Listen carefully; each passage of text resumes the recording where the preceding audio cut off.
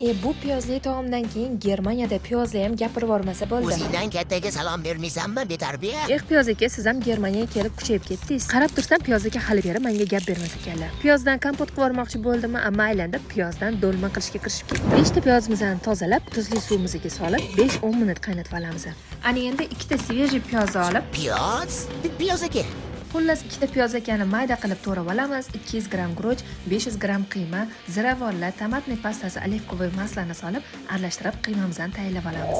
Saunadan chiqqan piyozlarimizni idishlarimizga olib olamiz va piyozlarimizni muzli suvda chayib olib, har bitta piyoz qavatlarimizni ochib, ichiga bir qoshiqdan qiymamizdan solib olamiz va rulet shaklida o'rab, piyoz akadan bir piyoz yasab olamiz. Har bitta piyoz qavatlarini xuddi shu ko'rinishda o'rab olib, idishimizga joylashtirib chiqamiz. Piyoz qavatlardan ortib qolgan kichkina piyoz bo'laklarini mayda kubik shaklida to'g'rab, ziravorlar, bir qoshiq tomatniy pastasi, tuz solib, suv bilan ozgina qilib tomatniy sok tayyorlab olamiz. Piyozli dolmalarimizni ustidan sousimizni quyib olamiz, sariylarimizni taxlab chiqib, 200 gradusga 25 minutga jo'natamiz. Qalaysan endi, mirpiyoz, balki o'zing nimalar bo'layotganini aytib berarsan. Men piyozni yaxshi ko'raman, domla.